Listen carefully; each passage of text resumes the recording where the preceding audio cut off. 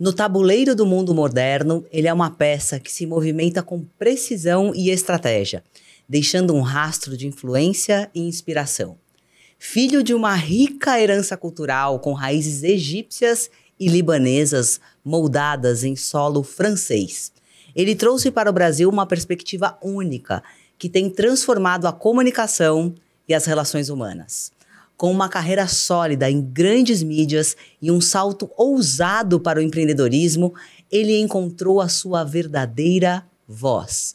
Com mais de 37 mil alunos em seus cursos, este pensador redefine o futuro do trabalho e da comunicação, explorando desde a autoridade digital até as complexidades da sociedade 5.0. Como autor, ele captura essências do digital e do humano em suas obras. Hoje, estamos aqui para desvendar as camadas de um homem que está à frente do seu tempo, empurrando as fronteiras do que entendemos por conexão e influência digital. Mark Tawil, obrigada pela presença, querido. Alegria. Que bom que deu certo, né? Eu já vou começar fazendo uma revelação. Opa! Eu sou judeu.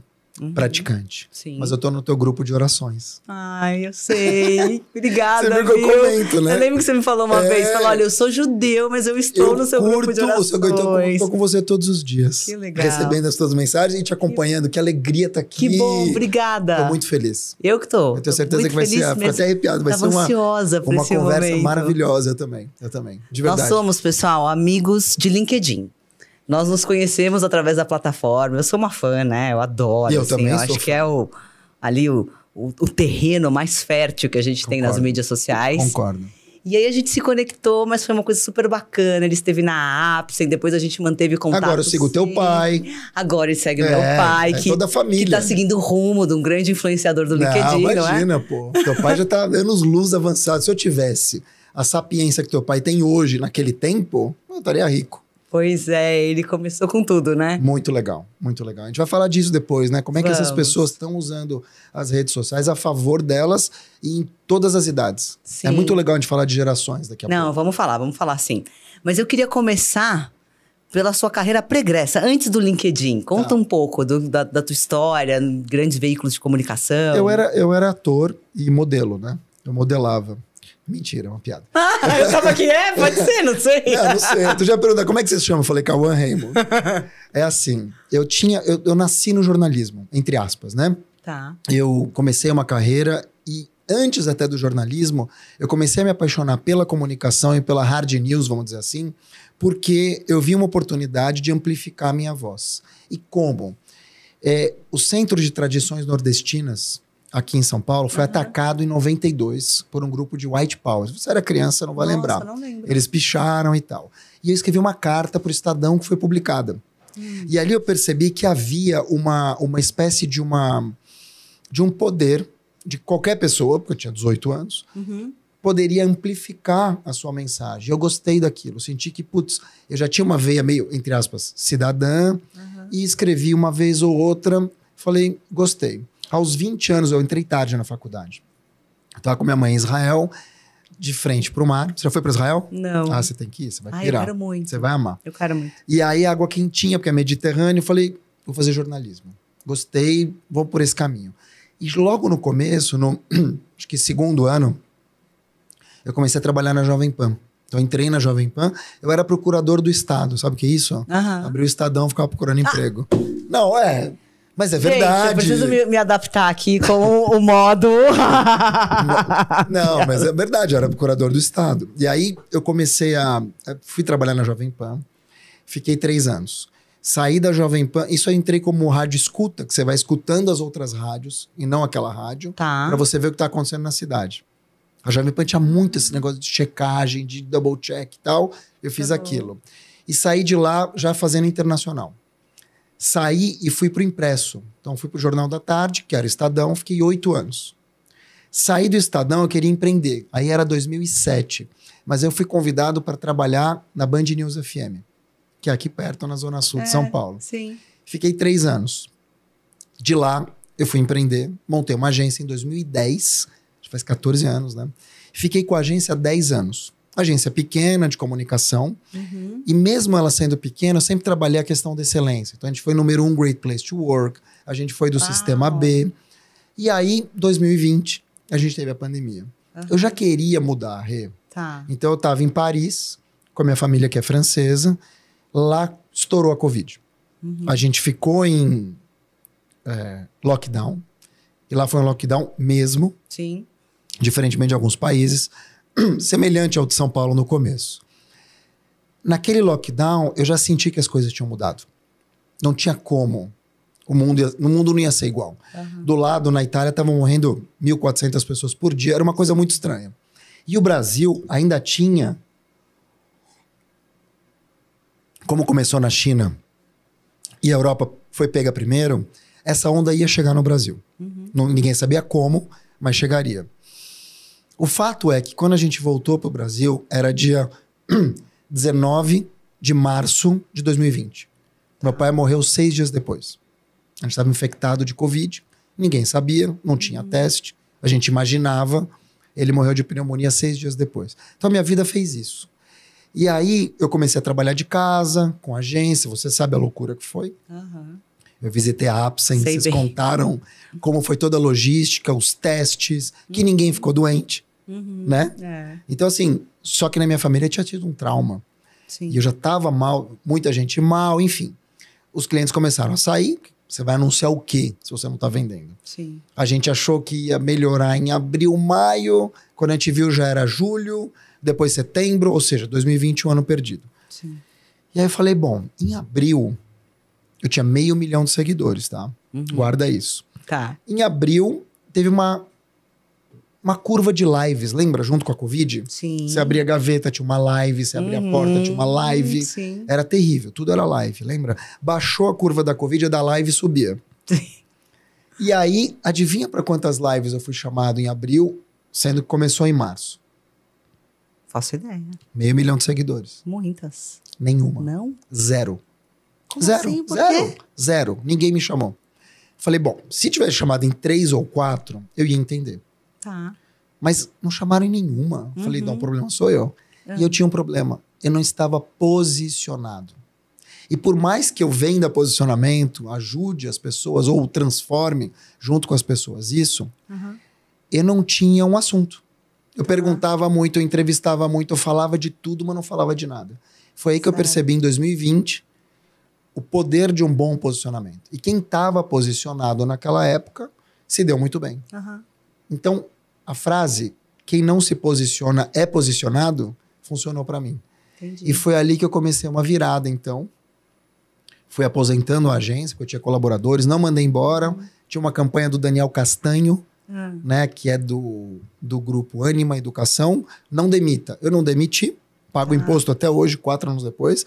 Mas assim, tinha poucos funcionários, tinha 6.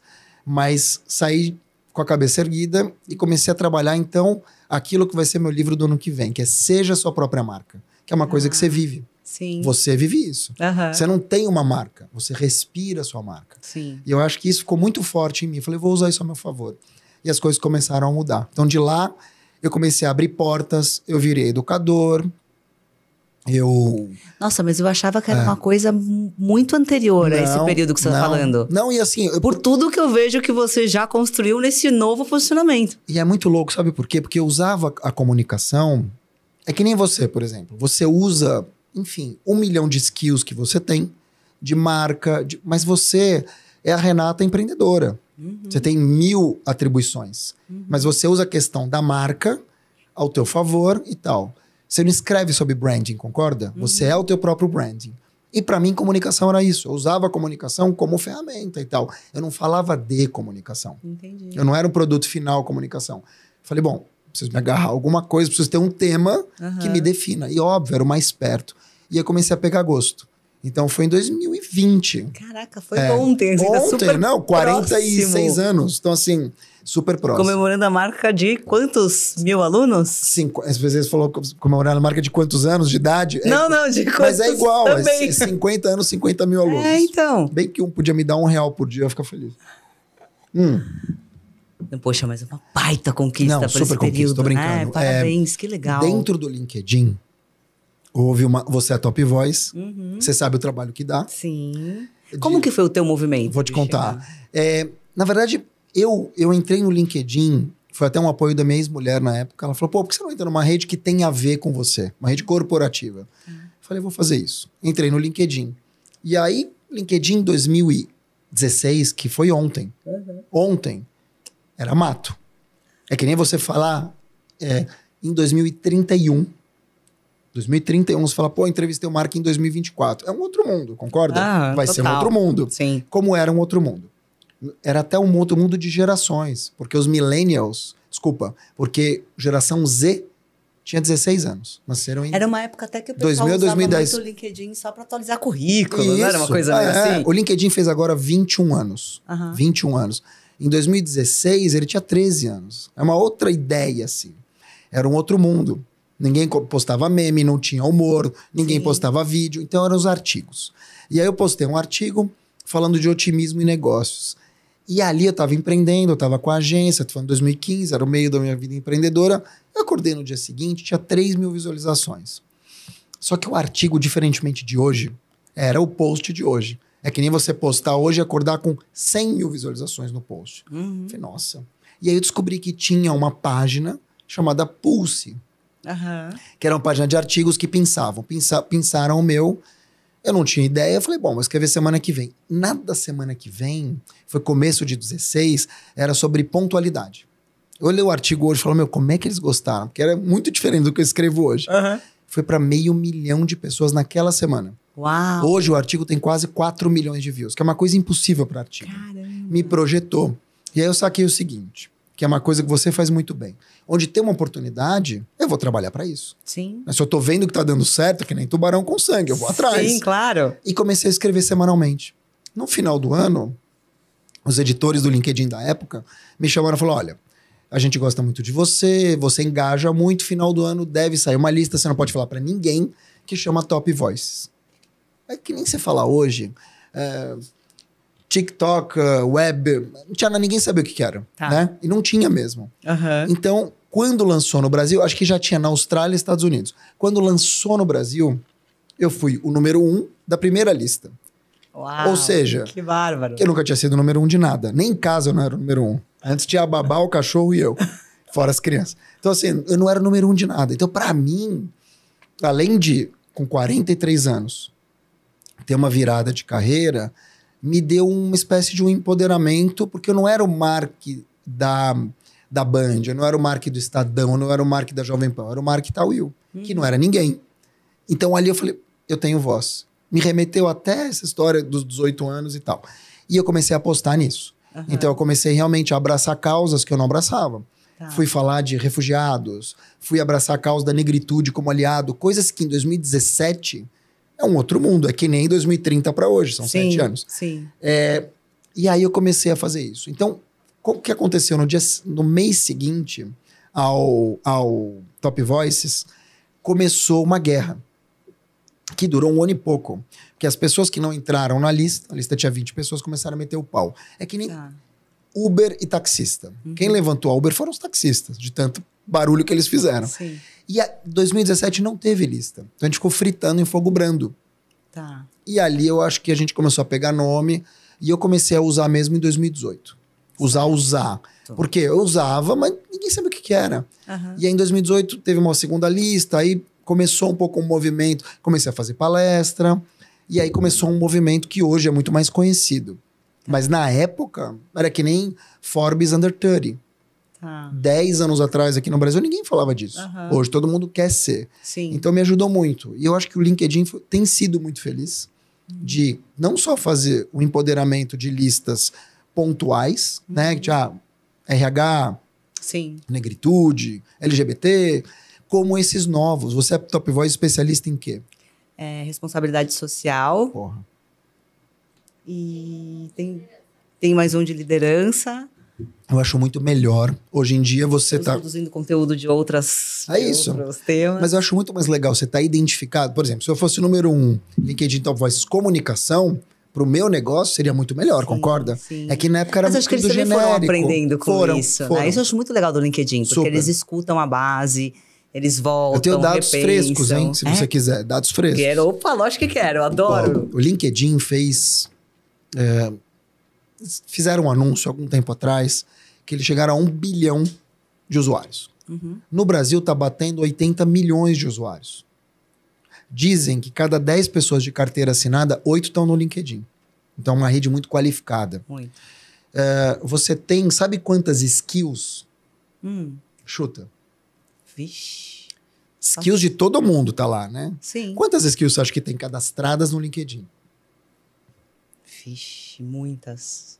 41 mil. Meu Deus, eu ia chutar algumas centenas. Eu também. Lá, não sei. 1.800. Centenas. 41 mil. Uau. A gente tem mais ou menos 4 milhões de empregos que são diretamente... Como é que fala? Que são diretamente... enfim, concluídos ali por meio do LinkedIn. Sim. E o LinkedIn não ganha dinheiro com o selo amarelo. Ele ganha até um pouco, mas não é isso que faz o LinkedIn ganhar dinheiro. O que faz o LinkedIn ganhar dinheiro, a máquina do LinkedIn financeira, vem de você poder encontrar a vaga certa para o candidato certo. Então, por exemplo, você tem uma empresa, você precisa muito de um diretor, 20 a 30 anos, que mora em tal lugar, ele vai te encontrar. Então, o LinkedIn tem muito esse job search, né? Que vai muito bem. A gente não vive sem as ferramentas de eu não sei, porque eu não tenho empresa. Não, então, a gente não vive. É isso. E assim, é fantástico. E não é barato. Por exemplo, se eu gosto do teu perfil... Sim. E de repente você não aceitou vir trabalhar comigo por qualquer motivo, eu clono o teu perfil e eu começo a chegar em pessoas semelhantes a você. Que é como é que chama? Sales Navigator, né? Tem até uma ferramenta disso. Eu não sei direito o nome das ferramentas, mas eu sei porque assim, eu sou muito próxima de atração e seleção, muito. É mesmo? Eu não navego de fato na plataforma de atração. Mas eu sou muito ligada, assim, porta de entrada. Vamos ser super criterioso, vamos escolher as melhores pessoas. Perfeito. Então eu pego muito no pé. E diferentemente de Twitter, que você não vai ver a cara da pessoa, ou de um Instagram, que você tem 1 milhão ali de subterfúgios para você colocar o teu recorte do dia, o LinkedIn tem até uma frase para você usar, tá? Quando você cruzar com uma pessoa tóxica. Você fala assim... Adoro pessoas tóxicas. Adoro pessoas tóxicas. Vou precisar muito dessa frase. Vai, vamos anotar. Você fala assim, ó... adorei o que você escreveu no LinkedIn. Pena que eu já trabalhei com você. Olha. É boa, hein? É boa. Porque as pessoas virou também, cá entre nós, um lugar de muita pieguice. Sim. Né? Assim, qualquer coisa vira um conto do Machado de Assis. E não é. Às vezes, como diria o Freud, um charuto é só um charuto. Você tá dizendo uma coisa ali que né? Só que hoje em dia, imagina, você se posicionar. Então, eu acho que... Principalmente quem... Você falou que eu já trabalhei com você, né? Esse momento que você não está mais, que você sabe muito bem quem é quem também. Você já viu como foi e como foi depois. Exatamente. No meu caso, que sou empresária, tem muito disso. Porque uma coisa é o coleguismo, né? Outra coisa é o pessoal que saiu, que... Claro. Então, tem um monte de gente que me adora, que já trabalhou comigo, e tem um monte de gente que não aceita, de repente, o posicionamento da empresa. Mas uma coisa é o posicionamento da empresa. Outra coisa é você saber que é uma pessoa... Não vou falar porque é feio, mas escrota. Que você vai encontrar... E ela é notoriamente uma pessoa sacana. Notoriamente uma pessoa sacana, mas lá ela se vende como... Sim. E tem muito disso. Tem. Não tem pouco, tem muito. Só que até a gente chegou nesse tempo. As pessoas são espertas e elas sabem dar uma roupagem ali do que as pessoas querem escutar, ou do que dá audiência. Só que tem um detalhe, Rê. A gente tá no mundo do expose. Sim. A gente tá no mundo do cancelamento. Sim. A comunicação mudou. E quando você tem esse empoderamento de todos, todo mundo forma opinião hoje. Sim. Todo mundo. Sim. Você vai ver... Eu acho que uma transparência e uma exigência das pessoas de, bom, você fez, vai ter que pagar. Eu acredito também. Eu também acredito. Vai chegar. Eu tô bem confiante, né?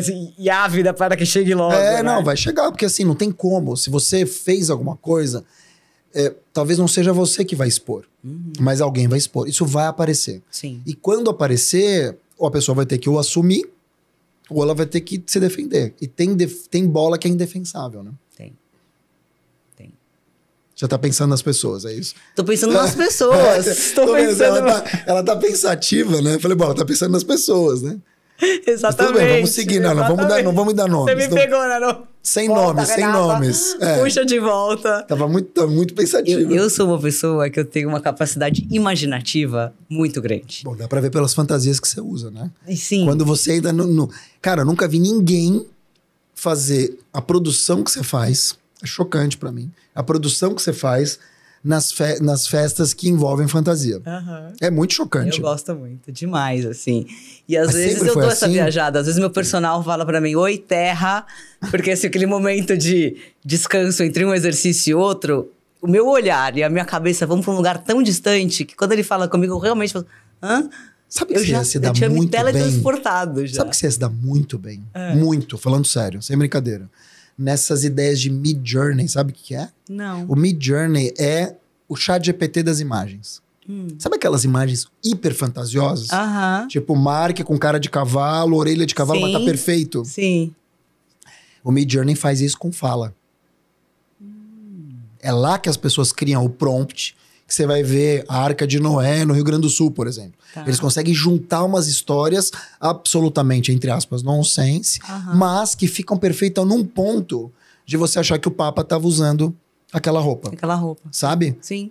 Então, você, com a tua, falando sério, com a tua capacidade imaginativa, e você é uma pessoa muito visual, Muito. visual, eu acho que você poderia se dar bem nessa história. Você poderia testar esse aplicativo, que acho que é um site, e você ia curtir muito. Porque vou você ia testar. poder criar, Materializar coisas que eu penso. Mas é real, é real. Eu sou desse com texto. Aham. Mas o texto, ele tem uma limitação. A capacidade imaginativa do Midjourney, não. Então, acho que você poderia investir nisso. Saindo legal. daqui. Você ia Saindo daqui, vou pirar. fazer isso. E é tudo prompt. Meu Deus, É aí você tudo me fala. Você me fala isso, a gente gravando às vésperas de um fim de semana. Pô. Imagina, tem muitas coisas para Não, fazer. mas é tudo prompt, é tudo fala. E daqui a pouco lançou um negócio chamado Sora. Sora, que é do ChatGPT vídeo. Ou seja, você vai poder criar um vídeo de até 1 minuto só dando prompt, só colocando a fala. Acho que você vai curtir. Acho que você vai curtir. Eu já tô com um problema sério com AI. Sério. Eu fui pro Vale do Silício ano passado, imediatamente quando estourou o ChatGPT. Putz. Imediatamente. Imagina, então foi no começo do ano passado. Exato. Foi um fervo. Porque, Imagino. inclusive, eu fui pela Startse e eles comentaram, foi super interessante, que eles tinham tirado a matéria AI, já tinha um tempo, porque a galera tava com aquela sensação, o novo metaverso. Falando, e ninguém vê nada né, palpável. Metaverso. Aí pediram pra ver outras coisas, e aí tinha acabado de voltar a disciplina. Porque eles falaram, agora todo mundo quer falar de AI. Então foi muito bacana. E pra texto, que eu também adoro, nossa, é uma revolução, né? Porque você vai conversando. Mas faz esse teste. Você vai vou testar. Pirar. Porque assim, as imagens que eu recebo do Midjourney, assim, realmente, por exemplo, eu mostrei pro meu filho uma thread que são pessoas híbridos com animais. Então você tem um ruivo ali, um cabelo super bonito, ruivo e tal, com uma cara de girafa. Cara, mas assim, é muito perfeito. Não é pouco, é muito. Então, se você se embrenhar nisso, eu acho que até para as tuas postagens, e quem sabe um dia, aqui fica a ideia, tá, galera? Olha só. De você fazer um livro de imagens tuas, da tua imaginação. Porque você é muito inventiva, e eu acho que você poderia criar isso. Já pensou um livro só de imagens feitas por inteligência artificial, saídas da tua cachola? Uau. Acho que ia ser legal. Olha. Posso escrever um texto de prefácio. Mark, não me fale em livro, porque aqui é Mas isso é uma coisa que ninguém fez. Livros. Verdade. Ninguém fez isso. E você Excelente. é essa pessoa. Você ia curtir. Muito bom, muito bom. Aliás, você tá com o livro que você comentou aí, tá? Como que tá? Porque eu lembro que você postou um tempo atrás. Eu tô atrasado. Isso que eu te perguntava, porque eu lembro que você postou no passado, não foi? Não, tô atrasado, postei. É assim, a HarperCollins é minha editora. Eu confesso que eu já dei umas pesquisadas, falei, e aí, esse livro? Não, então, é assim, a HarperCollins é minha editora. E eles foram muito gentis, claro. Eles são muito gentis comigo e eles aguentaram muito as minhas barras. Eu me divorciei, meu pai morreu de Covid, eu tive uma deprê, que não foi diagnosticado como depressão, mas eu tive. Então, assim, e eles, se Deus quiser, vai sair ano que vem. Ai, que vai chamar Seja a Sua Própria Marca, que é uma coisa que você vive muito. Concorda comigo? Sim. Fala dessa história. Todos nós nascemos com uma marca. Então, por exemplo, a pequena Renata, ou posso revelar o teu apelido familiar? Pode. Ou a Pi, corria pra lá e pra cá, corria pra lá e pra cá. Então, teu pai poderia ter dito assim, a tua mãe falou assim, ela vai ser uma grande escaladora. Na cabeça deles, já tinha uma marca. Só que existe um momento na tua vida, Renata, que você fala assim, eu não quero ser escalador, não quero ser CDF, não quero ser isso, eu quero ser a Renata. E aí você tem um despertar. Depois desse despertar, você entra num modo que eu chamo de maturidade. Que aí você vai buscar a tua marca. Que é o que você fez ao longo da tua vida nos últimos anos. Eu também, Sim. batendo cabeça, descobrindo que o azul era realmente tua paixão. Enfim, fazendo 1000 coisas para você se tornar a mulher que você é hoje. Testando A e B, batendo e apanhando. Até que um momento, que eu acho que você já tá vivendo também, que é um momento de sabedoria, que você entende que não é sobre você, que é sobre o todo. E aí você usa essa plataforma aqui, as outras que você tem, a tua paixão azul, para você fazer diferença na vida das pessoas, que é o que teu pai faz. Sim. Por quê? Porque você já atingiu um nível de autotranscendência, já passou da Renata, já é mais do que isso. Entende? Sim. Só que para você poder oferecer emprego, você precisa também crescer, enfim, se você quiser empreender e tal. Então não é um livro sobre empreendedorismo, é um autoempreendedorismo, né? De crescimento. Então eu tô escrevendo, só que, pensa o seguinte, o livro foi concebido na minha cabeça em 2018. Tá. 2018 era outro mundo. A gente teve a Covid que fez isso na vida das pessoas. Depois da Covid, trabalho remoto. Depois disso, as marcas também mudaram. O tipo de influência mudou. Sim. E agora, o impacto da inteligência artificial. Sim. Metaverso. Então, assim, que bom que o livro não saiu. Tá se estruturando. Porque senão assim, ele ia sair velho, concorda? Então eu tô convencendo o pessoal da HarperCollins que tá segurando. Sabe uma coisa que me marcou muito, Mark? Eu não sei se... Eu vou ainda pesquisar, eu sempre lembro dessa história. Vou roubar sua água esqueço, aqui, tá? Por favor. Esqueço o nome da pessoa. A gente teve uma palestra na Apsen sobre a vida sem crachá. Tá. Até um livro também. E essa pessoa falava sobre a história de você se apresentar. Por exemplo, eu me apoiar em ser a Renata da Apsen. Sim. Sabe? Sobrenome corporativo. Sobrenome corporativo. Sim. E um belo dia ela tinha uma carreira monumental numa marca super renomada, e ela saiu, acredito que foi desligada, e ela disse que a primeira vez que ela foi num prédio comercial, dizer, sei lá, vou lá no Pode Rir, sexto andar, a pessoa perguntou, ok, você é o Mark de onde? E aí ela falou que ela travou. Nossa. Ela não sabia dizer. Porque, teoricamente, no meu caso, eu diria, sou a Renata da Apsen. Sim. Então, naquele momento, ela caiu em si e falou, meu Deus, esse sobrenome corporativo, ele me definiu. O que não é bom. O que é péssimo. Porque péssimo. assim, primeiro você perde um referencial. Segundo, você se apoia numa muleta. Exato. Quer dizer, uma coisa é ser Renata Mas da é uma Apsen coisa que as pessoas ser faziam, CEO da né? Apsen. Não, super faziam. Ainda fazem. Ainda fazem, mas eu acho que até os anos 90, 2000, depois, quem se apoia nisso, hoje, tá perdido. Sim. Porque assim, basta ver, e infelizmente, o que aconteceu no Rio Grande do Sul. Hoje eu tava conversando com um amigo, e ele tava me dizendo que a feira de calçados que acontece em Gramado, que aliás é uma cidade que eu adoro, Eu também. não vai acontecer em Gramado. Vai acontecer aqui em São Paulo. Por quê? Porque não tem como chegar, enfim, 1000 coisas por conta dessa tragédia do Rio Grande do Sul. Então você imagina que a gente teve 4 anos atrás uma pandemia que matou quase 800 mil pessoas no Brasil, em que milhares, para não dizer milhões de negócios e pessoas foram afetados diretamente. Sim. O Rio Grande do Sul já passou por outras cheias e agora uma paulada dessa. Sim. Que talvez demore anos. Ou seja, se a Covid vai demorar pelo menos 10 anos para a gente se reestruturar, imagina quem está no Sul. Então a vida, tem uma frase no judaísmo que diz o seguinte, a gente faz planos e Deus ri. A gente faz planos e Deus ri. Então essa história de, eu tô na Apsen, eu pretendo ficar lá até 2035. Você não sabe o dia de amanhã. Sim. Entende? Assim, e ninguém pode saber o dia de amanhã. Porque, de novo, você tá numa empresa, a empresa é invadida pela água. Você tá num business, o cara vende o business. Aí o teu novo líder não gosta de você. Então, esses forecasts, né? Que a gente insiste em fazer, né? Insiste em fazer. Que são importantes também. É bom você Tudo bem, mas assim, ter um direcional. Mas até quanto? Mas não se prender a eles. E até quanto? Sim. Direcional para quanto? Não, então em 2043... Outro dia eu fui fazer um investimento pequeno, modesto, mas tinha um investimento até 2079. Nossa. Um tesouro direto de 2079. Aí você olha e fala, cara... Onde a gente vai estar? Não digo assim, mesmo que eu viva até lá, não vou viver, mas assim, mesmo que sejam meus filhos, será que vai ter Brasil ainda? Será que vai ter mundo ainda?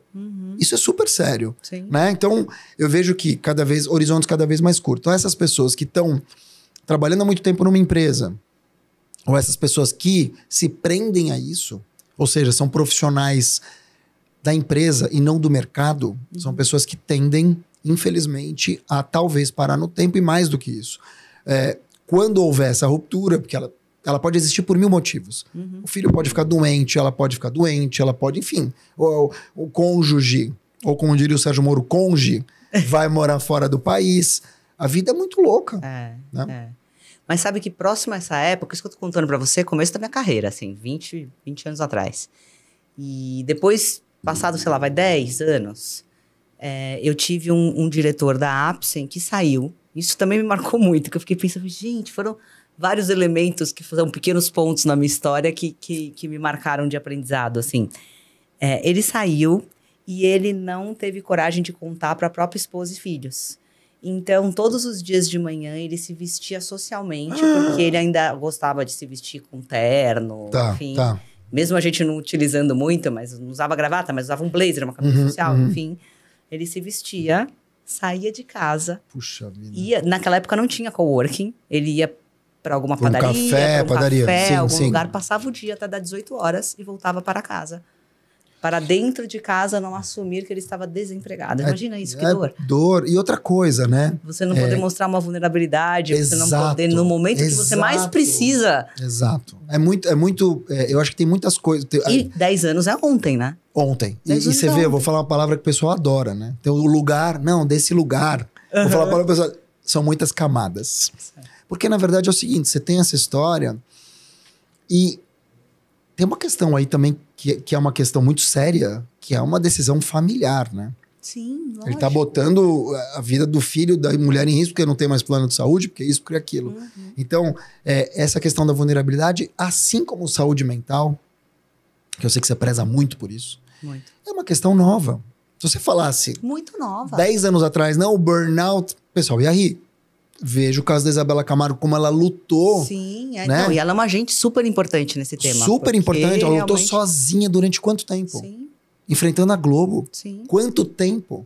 Pra depois, um dia, o mundo olhar pra ela e falou, você tinha razão. Fico até arrepiado, porque ela é minha amiga, né? O Thiago, então a gente fica assim, mas é isso.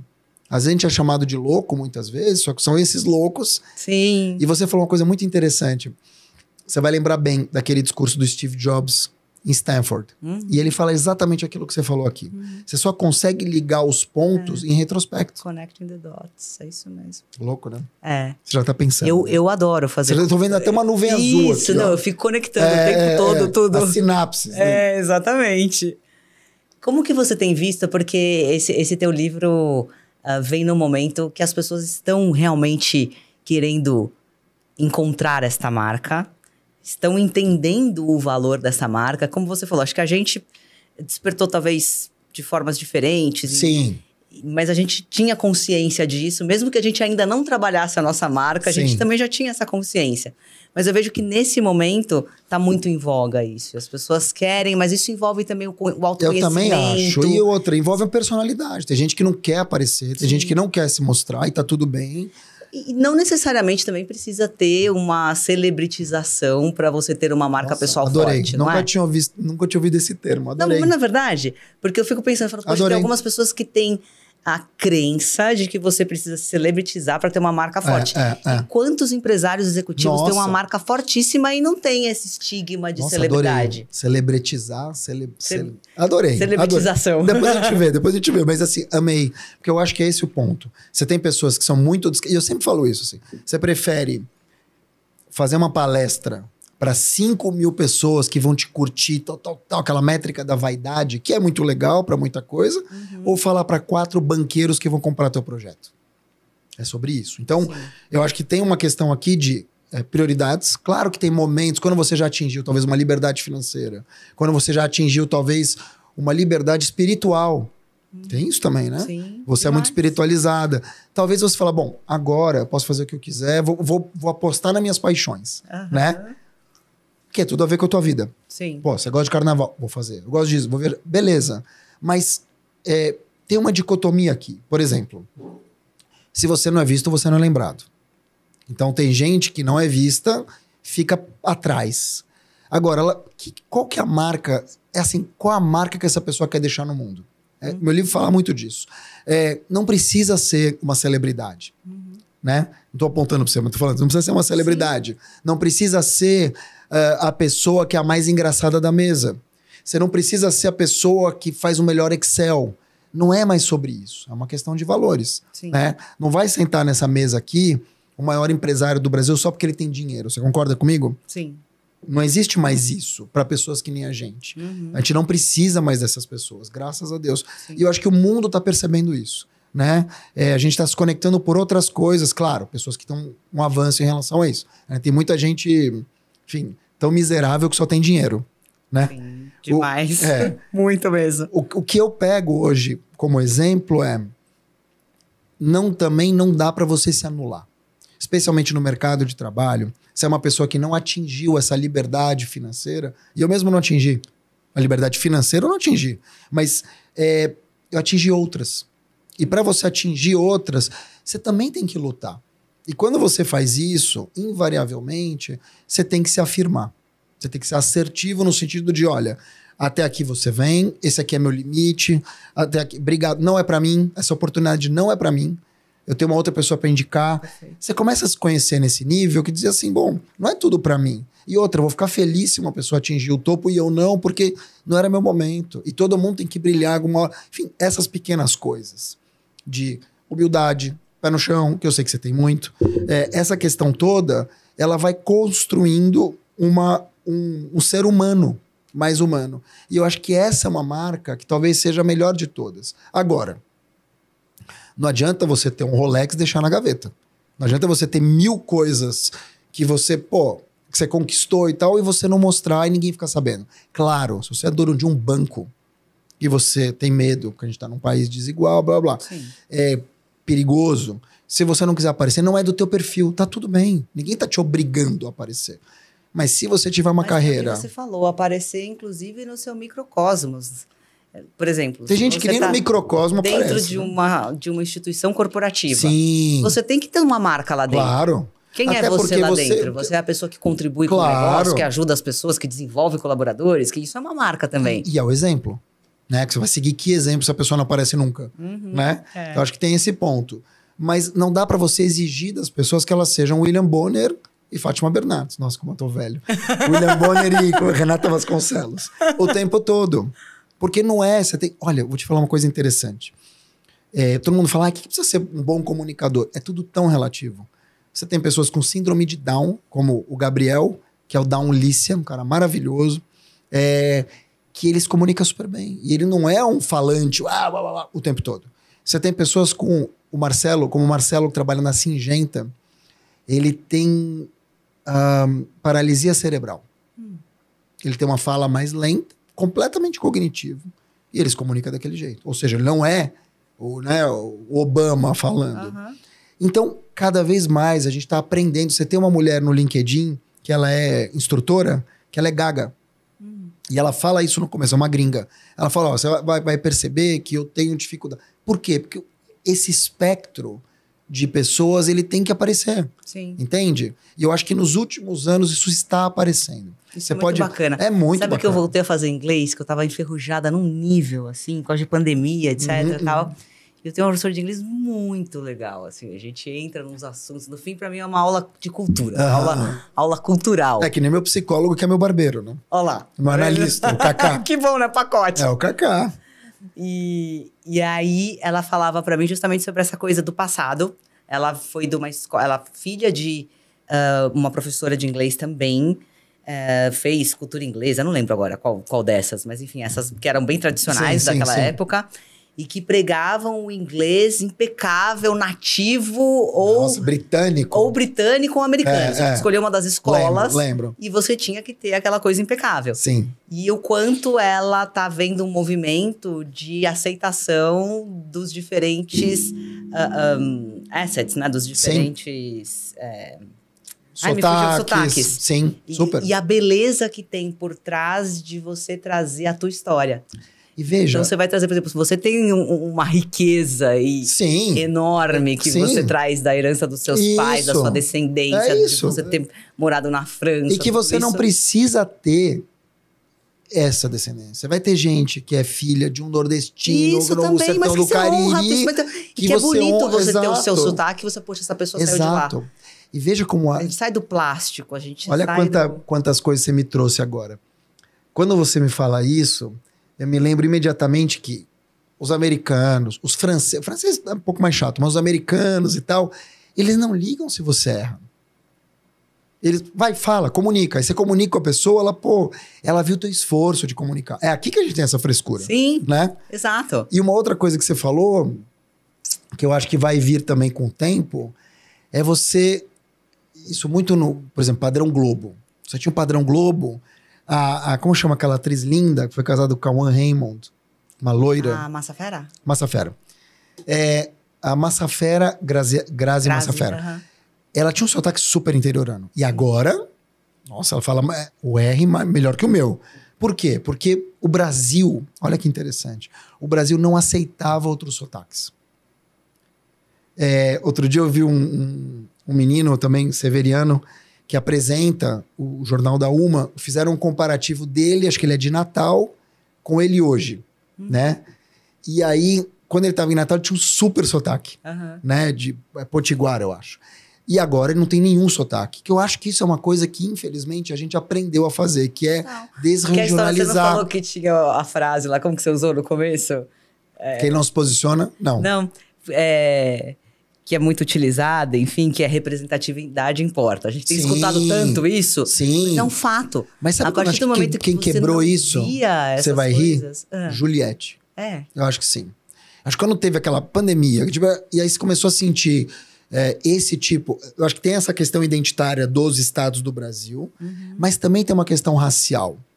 As pessoas começaram a querer se ver de verdade. Então não adianta você pegar a pessoa preta, só porque a gente tem... Só não, mas a gente tem uma desigualdade brutal aqui no Brasil, e botar ela só em matéria de pobre.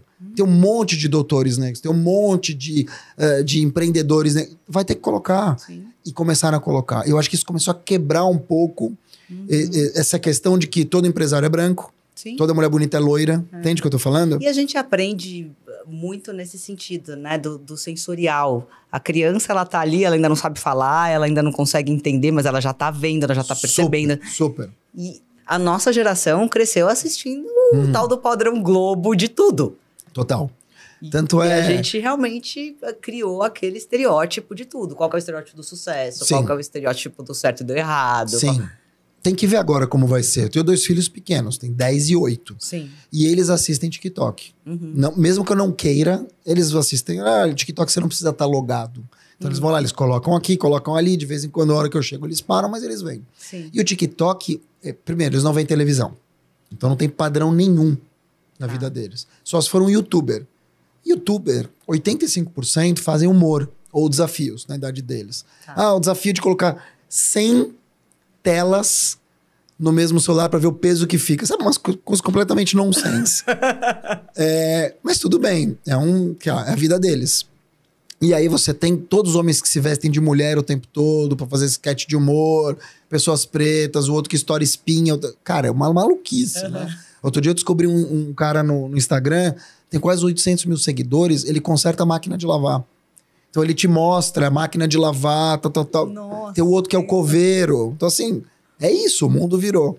Então eu acho que eles vão crescer diferente do que a gente cresceu. Com certeza. Mais abertos, talvez. Um nível de referência muito maior. Só que eu vou te dizer... Só que a nossa geração é uma geração de transição, né? Sim. Então a gente tá criando essas pessoas... A nossa não, a tua. A gente sou mais velho. Mas não. É próximo. Você é geração X, Y. Eu sou geração X. Depois de você veio o Millennial. Entende? Sim. E o Millennial já é digital, você já é informática. É quase. Não, é verdade, é quase. 40 anos atrás, 82, por exemplo. Eu fiz aula de informática. Eu também fiz. Então, hoje não. C++ builder. Você teve isso? Não, também não vamos exagerar. Quando vocês doam graded? Não, eu estudei aqui Nossa Senhora. Então. C++ builder, era um negócio nada a ver, uma tela preta que a gente programava com uns negocinhos verdes. Não, meu era DOS. Eu sou de um tempo... Sou de um outro tempo. Mas você vê, outra questão que se discute muito, é a questão das gerações, né? Sabe quantas gerações a gente tem hoje trabalhando no mercado? 5. 6. 6?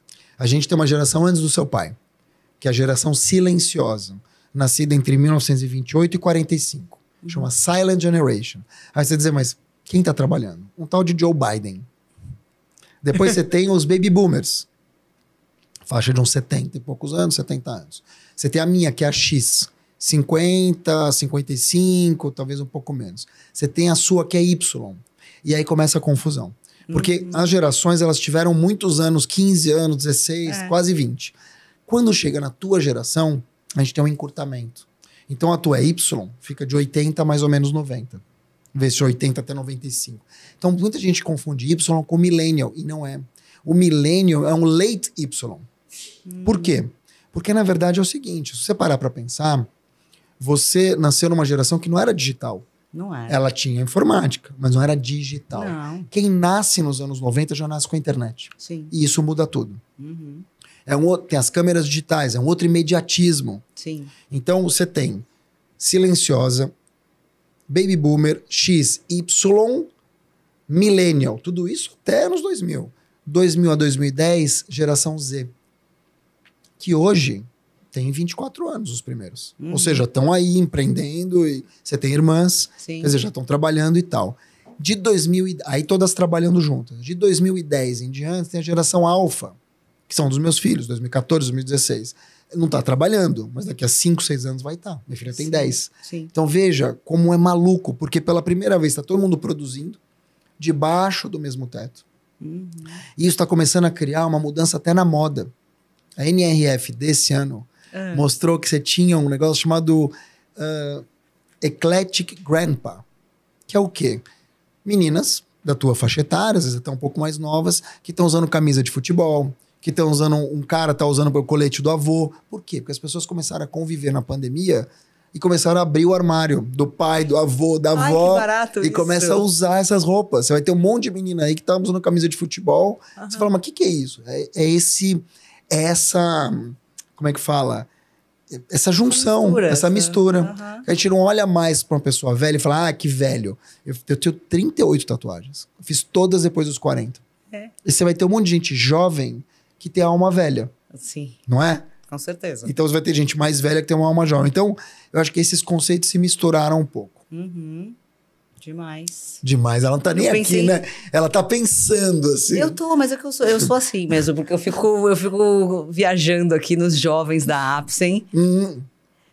Eu sempre falo muito, a gente tem um programa na Apsen, não sei se você lembra, e também não me recordo se eu contei quando você esteve lá, que é o Brilhe na Apsen, primeiro Lembro emprego. Tanto que a gente tem vários, né? Brilhe na Apsen, propagandista, tanto que emprego, tem uma jarra com uma purpurina. Jarra, não. Calma. Não, uma jarra com purpurina azul? O que é? É um Erlenmeyer. O que é isso? É uma vidraria de laboratório. Ai, desculpa.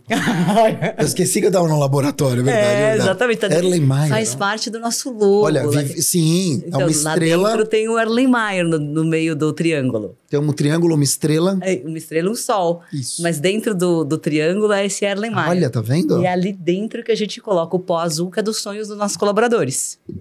Então eu não fui tão mal. Não, você foi super bem. Não fui tão mal. Eu falei pra você, não, foi super bem. E eu falei pra você que você foi super interessado no dia que foi lá, que me deixou super feliz. Fiquei mesmo. E a gente tem esse programa que é Brilhe na Apsen Primeiro Emprego, é um programa voltado à inclusão de jovens em vulnerabilidade social. Então a gente transformou o que é cota em algo que é um programa de desenvolvimento para as pessoas. Quer dizer, uma ação afirmativa. Uma ação afirmativa, muito além, né? Exatamente. Parabéns. E obrigada, eu adoro esse tema, você sabe, né? Sei. E, óbvio, a gente tem desafios, não são poucos, obviamente, com esses jovens, com os líderes, enfim. Mas, ao mesmo tempo, eu falo, gente, não sei se a gente faz processo seletivo também muito bem, se a gente recruta, assim, de uma forma diferenciada, porque eu vejo as pessoas reclamando tanto.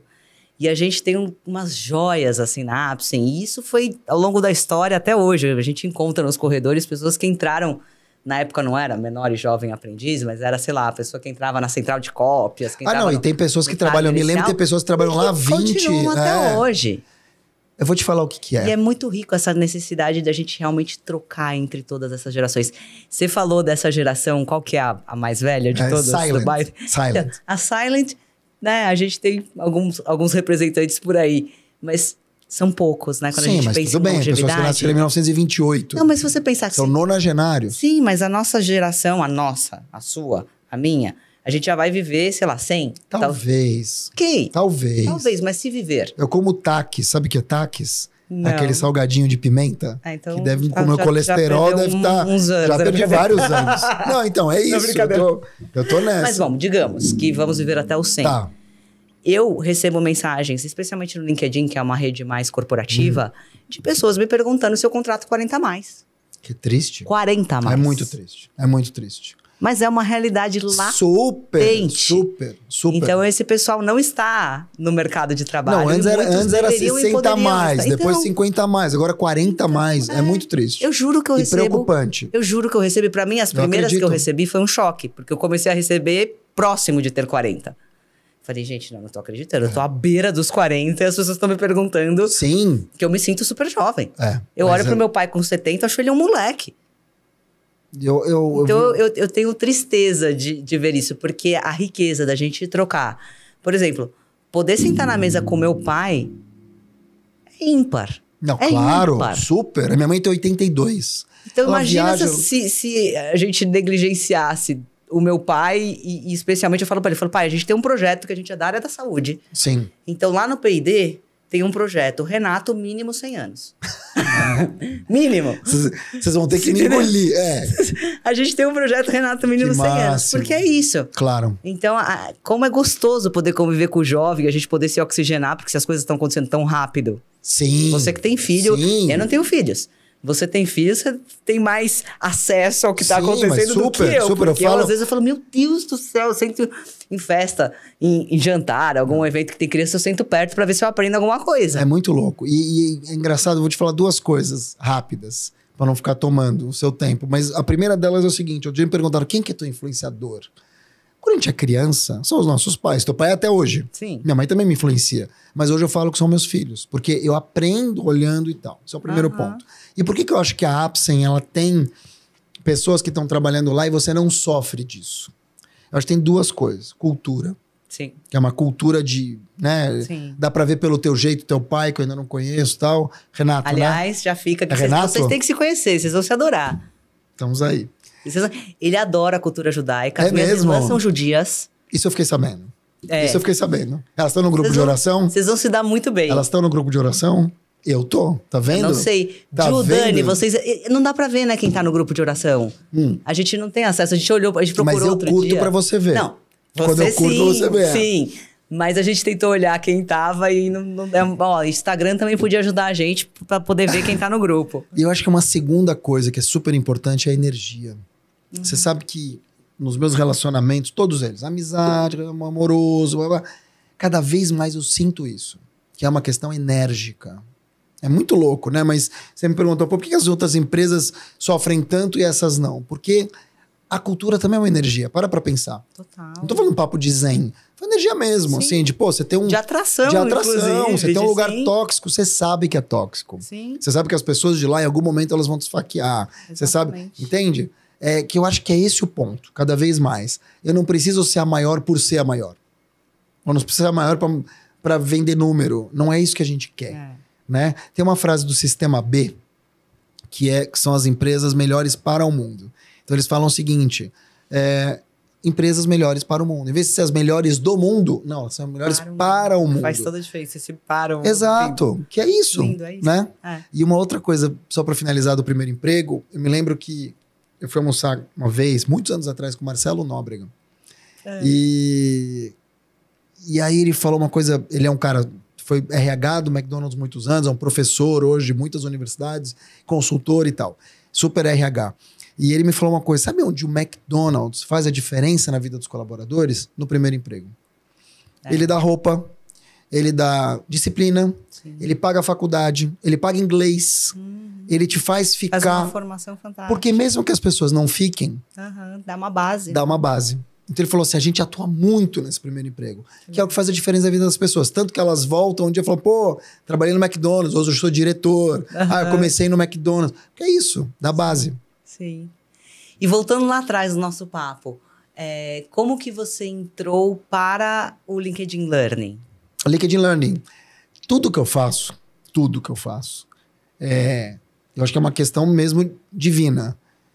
Eu nunca ganho nada de mão beijada. Eu sempre bato na porta. Tudo que eu fiz na vida, eu bati na porta. Tudo que você pode imaginar. O primeiro emprego, eu liguei na Jovem Pan, atendeu uma menina chamada Cláudia, a gente conversou, ela falou, vem fazer um teste, eu fiz o teste, passei. O meu segundo emprego, eu tinha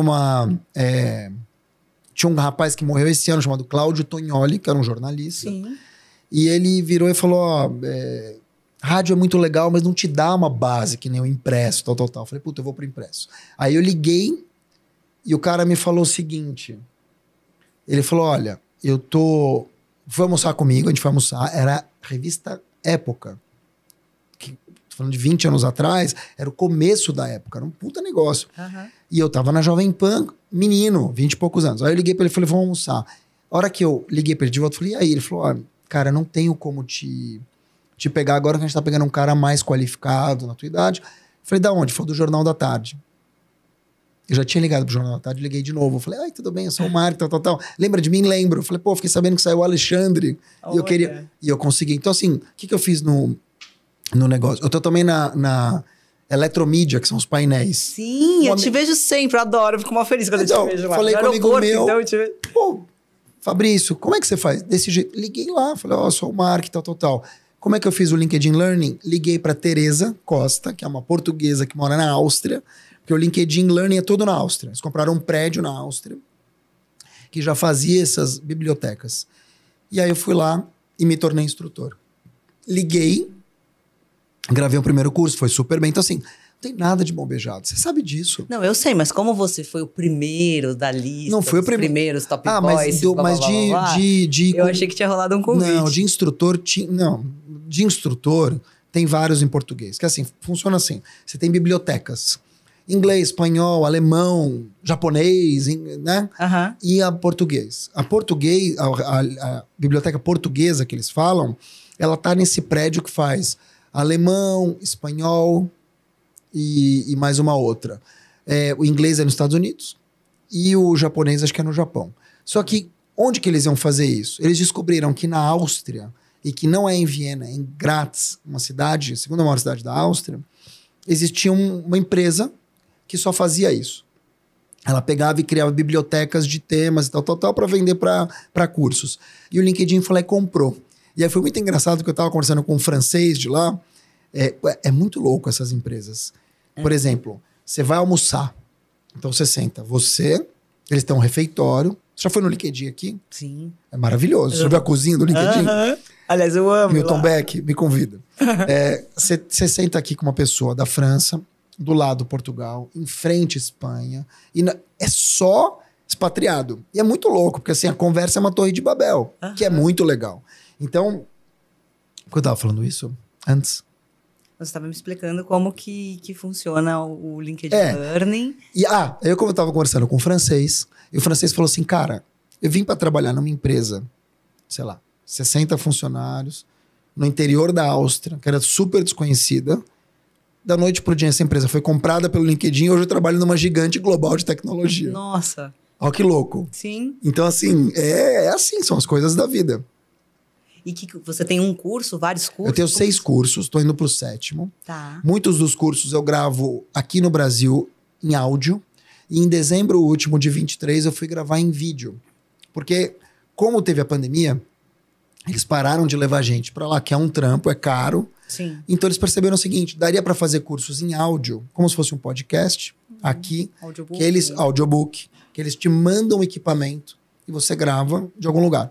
E super funcionou na pandemia, então eles perceberam, bom, entre eu mandar o cara aqui, pagar hotel e mandar um equipamento de 5 pau, que nem é meu, é comodato, eu vou mandar o equipamento. Então eu gravei alguns que foram muito bem em áudio e agora eu tenho 2 em vídeo. Então, quais são os temas? Conta pra gente. A maioria, comunicação. Aham.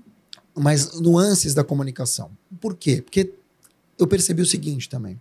Fui propondo para eles. Então, o próximo, que ainda não saiu, é comunicação multigeracional. Que é essa demanda que começou a aparecer recente. Aham. Os que eu gravei lá, comunicação empática para gestores de alto desempenho. Por quê? Porque é na liderança que começa tudo. Você é líder, você sabe. Sim. Tem um outro que eu gravei, comunicação assertiva para... Como se comunicar com autenticidade. Então eu escrevo os roteiros, Tá. passo pela Tereza e pela Jéssica Bahia também, que tá lá.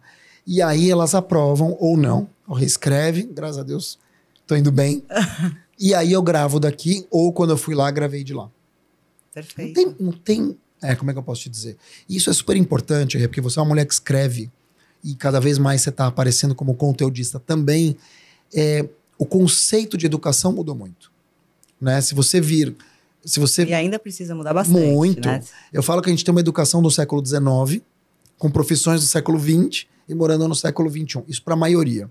Sim. Mas cada vez mais a Renata não precisa, como eu também não sou, formada em pedagogia para dar aula na USP. Não precisa. Por quê? Porque as pessoas querem quem está no mercado. Isso. E eu as tenho... escolas de negócio mais atuais são justamente isso, né? Elas querem quem está no dia a dia, não é o vai numa não é o link, acadêmico. exato. Isso ali, ou fantástica. até o ex-Big Brother. Que são pessoas que estão na pele ali do dia a dia. Sim. E que estão vivendo esses movimentos. O que acontece que eu acho ruim, e aí eu acho ruim mesmo, que você tem muito empreendedor de palco te ensinando a fazer o que nunca fez. Que nunca fez. Exato. E aí você tem muito disso. Muito disso. Mas que também nessa era que você comentou, que eu também creio, tem muita coisa que tá caindo por terra. Então as pessoas estão começando... Tá, mas ainda tem... mas assim... Não, é um movimento que tá começando. Tá começando e eu acho que ainda vai muito melhor quem se comunica melhor. Sim. No sentido de... Eu falo bem, eu sou carismático, do que a pessoa que tem conteúdo. Exato. Por isso que é tão importante. Eu convenço do meu posicionamento. Exato. Mas não seguro. Não necessariamente eu já pratiquei ou pratico isso na minha vida daqui da porta. Da porta pra fora. Se eu tropeçar daqui pra fora aqui do pod, não é? Esse é o papo. Eu acho que é esse o papo. E quando você fala em empresa, quando você fala num movimento de carreira, você vai ser tragado. Você tem 4 maneiras de comunicar. Primeira delas, comunicação agressiva. Agressivo. Uhum. Corta a mulher, corta o homem, não deixa falar, fala por você, você conhece. Sim. Não que você pratique. Depois você tem a comunicação passiva, que é terrível. Que é o quê? Você é engolido. Você não se posiciona, você é posicionado. Você tem um projeto maravilhoso, o cara do lado vai te apresentar um projeto ruim, você não vai se posicionar. O cara te corta, você não tem coragem, e você vai engolindo sapo. O que acontece? Você explode. E o outro ou a outra são promovidos. Uhum. Você tem a comunicação passivo-agressiva, que é terrível. Essa acontece muito em relacionamentos. Que é o quê? A pessoa tá ali te alfinetando sem precisar gritar. Ela tá ali te machucando, crueldade, sem precisar... Não vai aparecer para os outros. E essa pessoa é difícil de lidar porque... Às vezes na sutileza, inclusive. Muito na sutileza. E ela é difícil de lidar por quê? Porque ela vai te alfinetando, um dia você devolve, ela fala, mas é brincadeira. Nossa, não pode falar nada para você. Ela se vitimiza. Uhum. Então é muito difícil você pegar o passivo-agressivo. E você tem a melhor de todas, que é a assertiva. Que é o quê? Você me falou não. Tudo bem. Eu vou ouvir um não. Eu vou te escutar mesmo que eu não concorde. Uhum. Esse é um superpoder da comunicação. Sim. Aliás, eu vou te indicar para trazer aqui um cara que você vai pirar. Indique. Que é o meu mentor de escutatória. Chama Thomas Brieux, ou Thomas Brieux. Ele que me ensinou tudo de escuta. Um cara maravilhoso. Eu quero. Sotaque francês. Tá convidado. Tá convidado. Sotaque francês. Ele fala que eu sou assessor dele. E é verdade. Eu me apaixonei por ele quando eu escutei ele num podcast da CBN. Tô falando de 4 anos atrás. Aí fui fazer o curso dele em Piracaia, que era uma imersão. Um cara espetacular. E ele fala disso, que o superpoder da comunicação é a escuta. Uhum. E é. Então, quando você tem uma escuta... Aquela brincadeirinha que a gente ouvia, né? Por isso que a gente nasceu. Isso, mas é. Não é? Mas assim, e não é só isso. Isso aqui é ouvir. Tô falando de escutar, você tá presente. Prestar atenção, dar uma prova de escuta. Exato. E devolver o que a pessoa perguntou. Uhum. Senão você vai... Né? Por isso é escutativo. Exatamente. E com presença. Então eu vejo que... E presença tá cada dia mais difícil. Super. A gente conseguir conquistar a presença de fato de alguém hoje é joia. Eu falo que a moeda do século XXI não é o tempo, não são os dados. É a atenção. Porque o tempo todo a gente tá sendo puxado pra lá, pra cá, entendeu? Sim. E não é, não dá. A gente só tem 24 horas. O que eu vejo que é importante Quando você tem uma comunicação assertiva, claro que não dá pra ser assertivo todo dia. Tem dia que você vai estar mais agressivo, normal, ser humano. Mas você chegou num status de adulto. Que a Renata pode me atacar aqui, mas eu sei que não é sobre mim. É porque ela acordou da pá virada. Que o outro vai me dizer uma coisa que eu não vou pegar tudo pra mim. Eu posso ter uma inteligência emocional que eu vou... Claro, posso devolver, mas eu vou segurar mais que o normal. Que você vai me dizer um não e eu vou argumentar e talvez esse não mesmo seja você está certa. Então eu vou ter uma honestidade intelectual pra falar assim, teu argumento é melhor que o meu. Que eu vou te ouvir 1 hora, mas no final eu vou dizer, eu não concordo. Eu vejo diferente. Porra, você tá escutando uma pessoa, a pessoa acha que escutar é concordar, e não é concordar. Agora, no Brasil de 2024, você nem escuta o outro. E as pessoas têm muita dificuldade também com a comunicação assertiva muito... o brasileiro tem um pouco daquela coisa de florear. Né? Eu tenho muita dificuldade porque eu sou uma pessoa muito direta. O que também, hoje em dia, é visto como americano. Sim, sim. Então, eu tenho muito essa coisa de falar na lata, porque eu tenho essa coisa da produtividade, então eu não quero muito rodeio. Pra mim... Depende do teu signo. Que signo que você é? Eu sou de Libra. Mas Libra não é... Libra é o quê? Libra é balança, equilíbrio. Mas você é equilibrada. Eu sou equilibrada, sim. Você é disciplinada, né? Meu pai é Libra e eu sou Libra. Tá. Mas qual que é o teu ascendente? Então, depois você fica velho, é o ascendente que manda. Eu vou te contar uma coisa. Eu faço mapa astral direto. Sério? Direto. Eu adoro numerologia, mapa astral. Inclusive, minha astróloga esteve aqui no começo do ano. Como ela se chama? Nádia Assad. Bom saber. Ela é uma querida. Aliás, ela vai na minha casa domingo. Tô super feliz. A gente mudou o nome do podcast por causa dela. Jura? Porque era Pode Re. Era uma pergunta. É verdade. Pode Re. É verdade. E aí ela falou, olha, com o E... Não que não seja uma coisa bacana e tudo, mas é uma coisa muito só de filantropia, uma coisa muito só de social.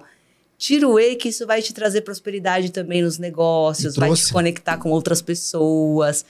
Então foi muito legal. Que legal. Só que eu não lembro o meu ascendente. Mas você só acha no Google. Não, mas você acha no Google. Porque eu tenho memória seletiva, eu só decoro aquilo que... Mas eu vou te dizer, depois dos 40 dizem que o que manda é o ascendente. O meu é escorpião. Já me falaram depois dos 30. Bom, o meu já passou faz tempo, né? O meu é escorpião. Eu acho que o meu é aquário, não sei. Bruna, procura aí meu ascendente. Aquário é meu... Não, aquário é minha filha, janeiro seria. Fevereiro, aquário. Fevereiro, meu filho é de março, meu filho é peixes. Meu filho é super fofo, apegado. Minha filha é mais despachada. Ela é mais... desapegada. Sim, não, legal, tem 10 anos, assim. Tô feio hoje, tá. É mais ou menos então, isso, tá. Então eu sou um pouco essa pessoa. E eu, obviamente, eu tento me trabalhar, tento equilibrar. Por um lado, eu acho que é bom, não precisa ser ao extremo, então eu vou adaptando. Claro. Mas as pessoas têm um pouco de dificuldade com essa resposta simples. Pra mim é simples. Mas aqui tem uma frase da minha analista, porque ela sempre vai ser minha analista, que é a Érica, que diz o seguinte: uma frase dita sem amor é crueldade. Então, às vezes, esse sim pra você, pra pessoa... Então, assim, o que eu penso? O que eu vejo? Cada vez mais a gente vai ter que personalizar a comunicação. Não dá mais pra você ser a mesma Renata e fazer o tamanho único para todos os colaboradores. E eu acho que os líderes, eles perderam isso. Eles acham que, primeiro, eles comunicam... Tô falando na tua empresa, mas muito pelo WhatsApp, que já é uma puta frieza. Segundo, eles não mandam um tom de voz, eles mandam S. Você não sabe se é sim ou... Eu concordo que eles perderam, concordo. Não todos. Não, mas eu concordo pelo momento que a gente tá vivendo, por tudo isso. Mas, ao mesmo tempo, nunca se falou tanto em personalização como se fala hoje. De tudo. De tudo. Então, acho que também não se tinha tanta consciência. Você diz o quê? Na comunicação ou em tudo? Em tudo. Não, tudo bem, mas a comunicação personalizada dá trabalho. Dá. Então, por exemplo, eu falei com a Bruna antes de vir pra cá. A Bruna tem um estilo de comunicação, né? A gente conversou, tal. Tem gente que detesta telefone. Aí você vai lá e liga pra pessoa. Tem gente não gosto muito de telefone. Então, tem gente que detesta áudio. Eu tinha uma colaboradora que falava 9 minutos e era na velocidade 1. E eu tinha que ouvir tudo. Então, assim, e tem um amigo meu que coloca áudio não. Aí o que criaram? Que, aliás, eu vou te mandar um negócio. Que você manda o áudio o aplicativo transcreve. É maravilhoso. É muito útil. Você tá numa reunião e tal. Sim. Tem gente que gosta do áudio. Mas sabe que a gente ficou... Eu me preocupo muito, inclusive comigo. Sim. Porque como eu sou uma pessoa muito prática, muito acelerada, penso muito rápido, muito imaginativa, muito no mundo da lua, né? Eu sou da época do desenho Fantástico Mundo de Bob. Poderia ser o Fantástico Mundo de Reis Falite. Não, mas vamos ter, né? Facilmente. Mid-Journey, quero ver tuas imagens. Essa coisa de poder escutar o áudio na velocidade 2, poder assistir o YouTube na velocidade sei lá quanto que eu quero. Poder ficar ali, ai, não gostei, próximo, não gostei, próximo, ai, nada me distrai, não, esse aqui... Mas é ruim. Então, péssimo, porque a gente começa a não ter paciência de ter uma conversa de qualidade. A gente começa a não ter paciência de esperar a pessoa concluir o raciocínio dela. E as crianças estão assim. Elas pegam o dedo, vão no iPad até o meio do filme pra ver a cena que ela quer. Não, é ruim. Sim, é péssimo. Esse microtédio, ele é importante pra você contemplar. Sim. Então, por exemplo, velocidade 2. É muito legal quando você é uma pessoa que fala lento. Mas, por exemplo, a minha mãe só fala 1,5, 2. Não é a voz dela. Entende o que eu tô falando? Sim. Não é o ritmo dela. Então, esse é um ponto. Eu vejo tudo no YouTube. Isso é tão ruim, você parar pra pensar filosoficamente, que você tá tentando condensar um dia de 48 horas em 24. Então, o que eu tenho tentado fazer? Não sempre consigo. Primeiro, me desintoxicar um pouco. Voltar a ler papel. Eu dei o meu Kindle pra minha irmã. Pra ler em papel. Não, pra ler papel. Eu cheiro o livro hoje em dia. Eu amo. Por quê? Porque assim, de novo... Eu tenho uma mini biblioteca na minha casa. Meu avô tinha uma biblioteca na casa dele. O meu pai, a casa do meu pai é a casa mais engraçada da face da terra. Porque onde você olha, tá sentado aqui, olha pro lado, tem uma pilha de livro. Então ele tem livro em tudo quanto é E tua mãe não chama ele de acumulador? E eu... Porque as mulheres detestam. Chamou, né? Já não estão mais juntos há muito tempo. Tá. Mas não, ele é super organizado. Ele só é acumulador com livro. E a minha casa também. Então eu me imagino na idade do meu avô. Eu tenho a cadeira de balanço que era da minha avó. Tá vendo? Então eu vou guardar a cadeira de balanço e eu vou ter uma biblioteca, assim, que nem a do meu avô. Vou ficar lá vendo aquele. É maravilhoso. Eu gosto do papel. Eu também gosto. Eu gosto muito. Essa materialidade é uma coisa que as novas gerações não têm. E você falou do negócio de ver rápido. Eu sou solteiro. E agora médio. E aí, quando eu tava muito solteiro, que era o começo, logo depois que eu me divorciei, eu entrei nos aplicativos. Hoje eu não tô mais. Mas o aplicativo, então, é uma loucura. Porque assim, você tá vendo uma pessoa. Você tá vendo, você tem que ler a biografia. E a gente fica tão ligado nessa questão física que você vai passando com o dedo, como se fosse um pedaço de carne. Eu assisti uma comédia romântica outro dia, muito engraçada. Bruna, você lembra o nome de uma comédia romântica? Que ela se apaixona por um cara... Olha que besteira. Mal. Eu fui fazer câmara hiperbárica. Sabe o que é? Aquela câmara de oxigênio. Michael Jackson. E eu tava com os problemas... Funciona? Muito. Jura? É fantástico. Sério? Só que você tem que ficar 1 hora dentro de uma câmara completamente isolada no oxigênio lá. Então, eles colocam uma televisão lá pra você assistir alguma coisa. Tá bom. E a moça... Oi? Um match surpresa. Vou assistir. E a moça que escolheu os vídeos lá pra mim, eu passei a semana inteira assistindo comédia romântica. Eu falei, meu Deus, essa moça que ela quer me catequizar o romantismo. Meu Deus. E uma dessas foi essa, um match perfeito. Que é bem água com açúcar, bem bobinho, mas é bonitinho porque ela se apaixona por um cara pelo físico. E aí depois não é bem aquilo. E aí tem toda uma trama. Não é nada daquilo. Não é nada. Ele não era a foto que ele botou no perfil. Primeiro, não é a foto... Não, mas não era mesmo. Ele usou a foto de outra pessoa nesse caso. Bom. Chamado...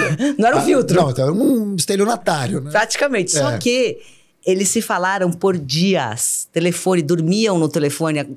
Dormia sem querer e tava no telefone do outro lado.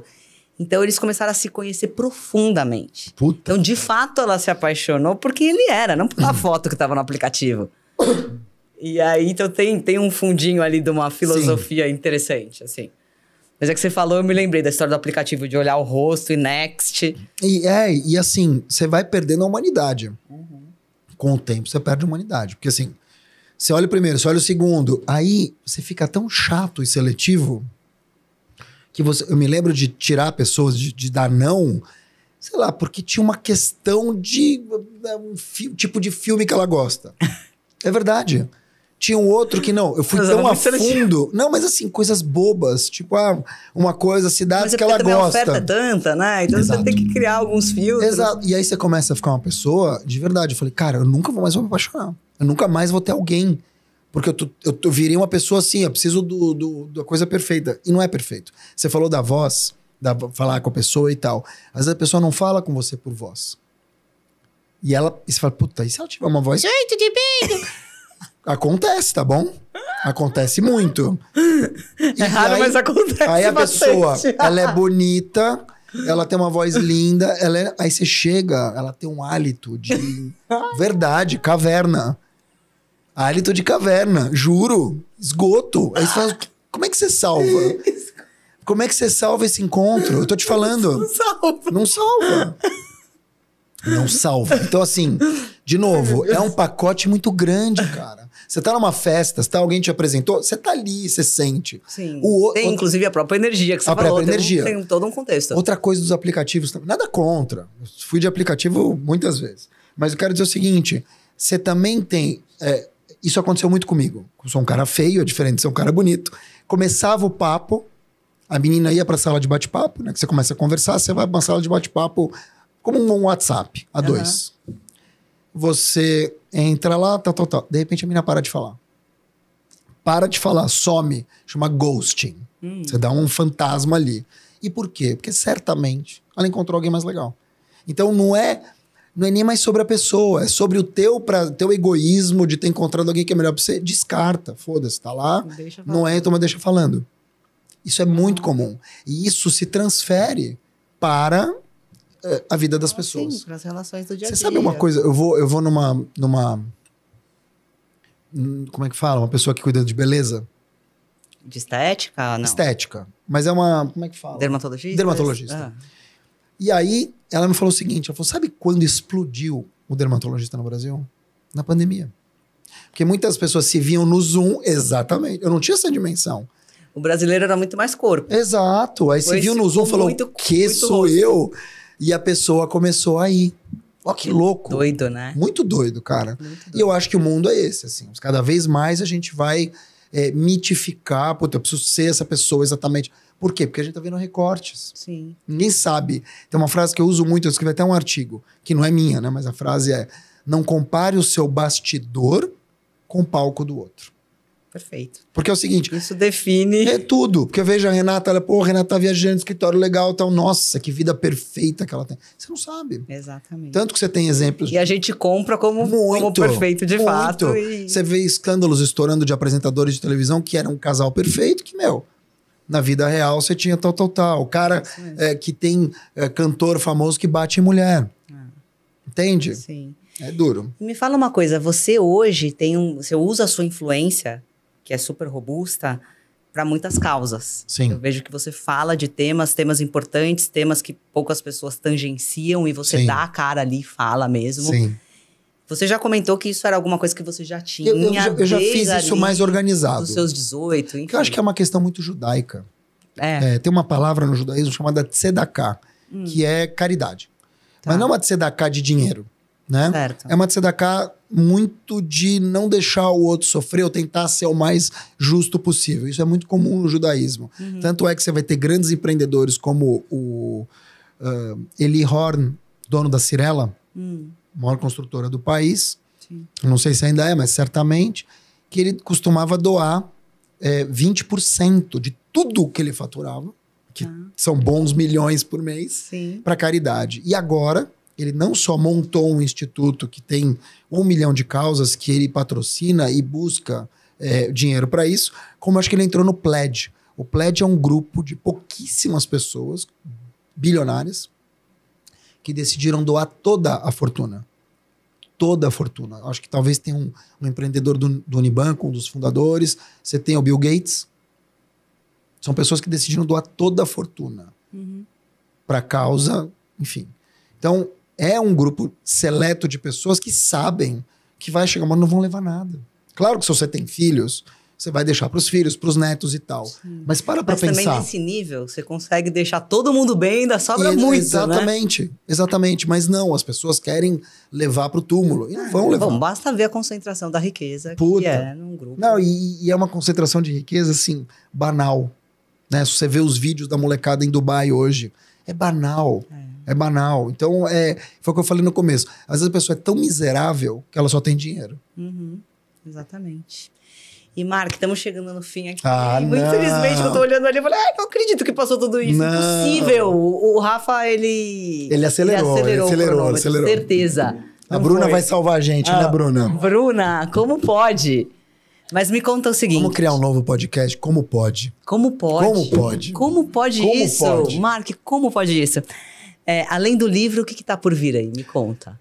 Mais filhos, né? Tô zoando. Não. Por que não? Why not? Não. Já tá Não, meio... Outro dia... Não tão solteiro? Não, mas não é isso. Outro dia perguntaram assim, são teus filhos? Sempre perguntam, né? Porque eu tenho 10 e 8. Falam, não, são meus netos. Falam, nossa, que avô jovem. Você tá super bem. Eu falo, comecei cedo. Eu nem falo que são meus filhos, são meus netos. É assim, o que vem por aí? Primeiro, eu acho que muito trabalho, independentemente do que vier. Porque a gente fala, não, vai vir livro. O Jô Soares falava muito isso. Que tinha uma coisa que ele odiava. Quando chegava ele falava assim, cinema, teatro ou televisão? Ele odiava isso. Não sei por quê. Mas ele falou, cara, porque não existe muito isso. E é verdade. Quando você empreende, quando você tem uma carreira, quando você tem... Se eu te perguntar o que vem por aí, cara, você que ainda tem uma visão artística da história, uma CEO artista, você tem 1 milhão de projetos que vão além do empreendedorismo e além da tua posição executiva. Então, o que vem? Eu tenho frentes abertas em educação, palestra e treinamentos corporativos, mentoria para executivos e business influence. Mas, de novo, tudo que está ligado à comunicação pode fazer isso amanhã. Se amanhã, vamos abrir uma EdTech, que são aquelas escolas educacionais, né, como tem. Não sei. Então, eu estou muito aberto e tenho que ficar aberto, porque o mundo, as oportunidades são que nem peixes grandes. Eu gosto desse movimento que você, não sei se sempre esteve na época de agência, mas que você tem hoje. Não estive. Não estive. Tá aberto e conectado, e eu acredito que faz sentido, deixa eu... Exato. E você sabe que eu ouvi uma vez uma frase muito boa da Paulinha Carvalho. É uma menina que você precisa conhecer. Ela é neta do Seu Tuta, dono da Jovem Pan. Foi muitos anos da Jovem Pan e agora ela fala sobre séries e afins. E ela é uma baita comunicadora. Ela falou uma coisa muito legal. Ela falou, Mark, a vida é uma eterna Netflix agora. É tudo por temporada. Porque se não vingar a próxima temporada, beleza. Quanto durou? 1 temporada. Muito bom. Então não foi um fracasso. A gente ficou 6 temporadas juntos. Temporada, legal. Fui casado 12 anos. 12 temporadas. Olha que maravilha. O Stranger Things tem 5, nem 5. Então, é super interessante esse conceito, até para você sofrer menos. Então, tentei empreender no podcast. Teve 3 temporadas. Nossa, que legal. Não foi um fracasso. 3 temporadas. Pô, a gente tentou esse produto aqui. Esse produto aqui... Não, a gente fez 1 temporada dele, não vingou, fomos pra outra. Olha que maravilha! Vou aplicar já. Porra! Não é maravilhoso? Você não sofre mais por nada. Então, de novo, se eu tiver que fazer outra coisa que funciona muito, colaboração. Sim. Então, vamos fazer uma coisa juntos? Vamos. Colaboração. Já tá aqui. Vamos. Se você quiser, vamos. Colaboração. Fazer uma collab. Entende o que eu tô falando? Sim. Você pode lançar no futuro, sei lá, ou por aqui, ou pela Apsen. Você vai lançar na Apsen, sei lá, um produto que tem a ver com todinho. Né? Tô viajando. Mas é isso. Mas é isso. A gente tem olhado muito para isso, para colaboração. Pontual. Lá na Apsen e eu também. Sim, pontual. Deu certo? Ótimo. Não deu, tá tudo bem. Sim. Não é minha sócia, CNPJ. Entende o que eu tô falando? Sim. Aquele peso de você ter que juntar as escovas de dente. Tem essa flexibilidade. Por isso. Então eu vejo que eu cada vez mais estou aberto e pensando em acumular menos. Eu sou muito acumulador. Tipo assim, eu gosto de caneta, tenho 30 canetas. Eu gosto de relógio, tenho 60 relógios. Eu gosto de calça, tenho muitas calças. Infelizmente, eu tenho essa compulsão das coisas que eu gosto. Né? Gosto de mulher, mas também não tenho 30 mulheres. Eu gostaria, mas não tô nessa fase. Mas assim, eu acho que tá aberto a acumular menos e viver mais. Que é uma coisa meio millennial. Né? Super. Acumular experiências e não... Você vê, Netflix, você não precisa acumular uma videoteca. DVD-teca, lembra? Acho que é mais por aí. Lembro bem, nossa. Eu colecionava as DVDs. Super, imagina. Muitos. Super. Eu tenho caixas de CDs que eu fui buscar na PQP, pessoas que brigaram comigo porque eu não devolvi o CD. Então, assim, hoje uma coisa que eu guardo é fita, minhas fitas antigas. Até pra mostrar pras crianças. Eu guardo meus CDs. Eu guardo meus CDs, mas não sei onde estão. Mas eu guardo. Eu guardo, mas eu não sei onde estão. Não, estão na minha mãe, estão na minha mãe, estão na minha mãe. Estão na minha mãe. Mas eu digo assim, acumular menos e viver mais. Acho que essa é a beleza da vida, sim, e cada vez mais vai ser. Sim. Vai ser por aí. Perfeito. Que bom, obrigada, meu amigo. Eu amei. Eu também. Ó, eu espero ver... Precisamos de muitos outros, porque passou muito rápido. Pô, Olha isso. Que triste. Eu espero as tuas imagens de inteligência artificial. Eu já vou brincar agora que você me falou. Você acha que eu já vou fazer o quê? Animal. Tô muito feliz de estar aqui no 6º andar. Sextou. É um sextou diário aqui, né, Bruna? É um sextou diário aqui. Pra gente tanto faz, né, gente? Aqui a gente todo dia é dia. Não, eu todo amei. Dia é dia é que vocês não estão vendo aqui o escritório, que é maravilhoso, uma energia muito boa. Tô muito feliz, é de verdade. Bom, obrigada. Vou contar um bastidor aqui. A sua aqui. energia contagia demais. Jura? No primeiro dia que eu te encontrei. Nossa, tô me sentindo Ivete Sangalo agora. É verdade. Eu vou te contar um bastidor, pra vocês que estão assistindo aqui, um bastidor. A Rê tá na Zona Sul, eu tô no centro, e hoje é uma sexta-feira. E tá um puta trânsito. Mas eu queria muito vir. Muito. Então, eu até me preocupei. Eu demorei 1h30 pra chegar, porque eu queria muito vir. Ele avisou que ia demorar. Eu falei, não, mas se não tiver... Né, enfim, não dá pra vir. Eu queria muito vir. E assim, tanto que a Bruna falou, não, estamos por você. Vindo. Imagina. Porque eu sabia que ia ser muito bom. Então, eu não queria perder essa oportunidade. Que bom. Obrigado. Eu adorei. Também Obrigada. adorei. Obrigado.